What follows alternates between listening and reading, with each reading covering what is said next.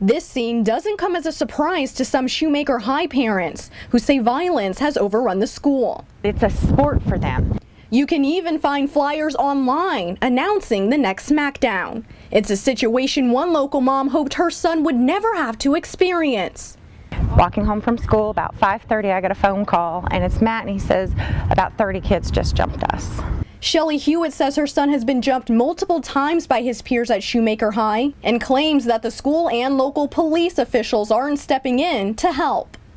They're passing the buck to the other person. Oh, well, you need to contact the school. Well, you know what? I've contacted the school. Same as the other mom, I've never heard back from my AP. Never heard back from anybody. And she's not alone. This mom withdrew her son from Shoemaker last week after he was jumped. My son got jumped at school. The school did not notify me. They did not medically evaluate him, and they let him get on a bus and ride home for an hour with a concussion. And a third claims her son was jumped by 15 kids after school one day. They had to take him to the emergency room. I had his friend tell me that he was in the emergency room where the doctor son stated he's going to get hit one more time in his back. He's going to be paralyzed. The district recently released this statement to Channel 6 News saying in part that they take the allegations very seriously and encourage parents to report the incidents to them so they can investigate.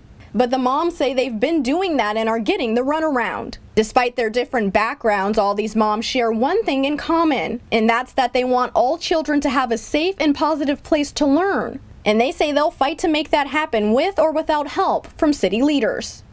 Doug, after our original story about the Shoemaker High violence aired, several parents came forward on social media sharing their own experiences with other schools in the district, claiming that their kids had also been bullied or jumped and that the district and police department didn't address it. We've had our own difficulties trying to get both parties to address the alleged violence as well. Multiple calls and emails to the district and police department for information and on-camera interview requests about the issue have not been filled. And with more and more videos being shared of fights allegedly at and around the high schools in the area, frustrated parents are demanding answers. Concerned mom Shelly Hewitt created the Facebook group Ignored Voices of KISD to provide an outlet to other frustrated parents and to talk about solutions. There's so many other parents who are struggling over this. Where can I help? I feel helpless. I'm tired of feeling helpless. I'm angry. So a group of mothers were invited to speak with the district superintendent, John Kraft, today about their growing concerns. Channel 6 News reporter Imani Payne joins us now with how that meeting went. Hi, Imani. Doug, after not receiving an interview with a district official about the fights for several days, myself and other concerned mothers decided to take a trip down to district headquarters that you see behind me to try and get some answers in person for ourselves. Now, when we went inside, we talked to the superintendent's secretary who said Dr. Kraft was out of the office before asking us to leave.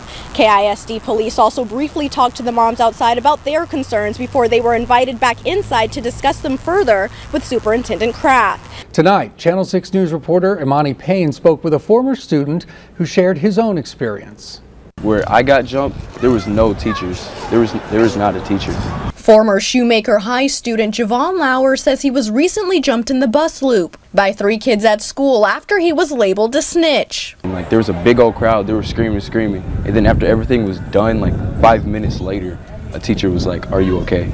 The boy's mother claims the violent attack left her son with a concussion and knee injury. But Javon says his experience isn't out of the ordinary for kids at Shoemaker High. He says so many brawls break out at the same time that it makes it difficult for the teachers to try and stop them all. People get jumped in 5 different areas at the same time. And then teachers are going from place to place, but then by the time they get there, it's over. His mother pulled him out of the school the day after the incident, saying she was concerned for his safety. I cannot put into words how mad I am that these children are still in class, going to school only to fight and make videos for Instagram, while my son is missing his education.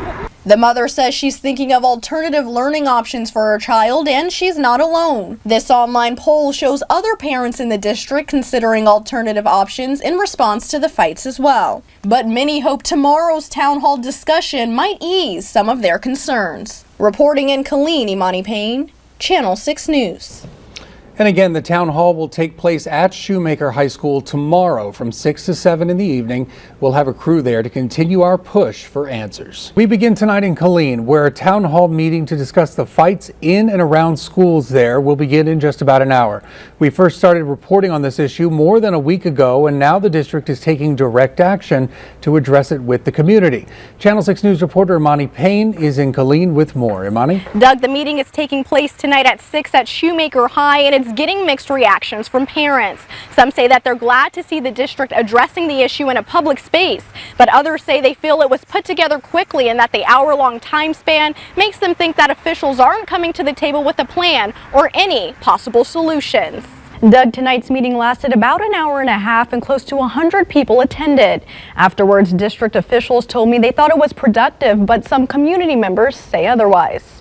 Channel 6 News reporter Imani Payne has been following the story for more than a week now and joins us now with more. Imani? Doug, while several possible solutions to stop the fighting were talked about at last night's meeting, some say the video of this morning's fight is just a reminder that change isn't going to happen overnight. Despite talk of peace and coming together at last night's town hall meeting, this was the scene in Killeen today, another fight, this time across the street from Killeen High School.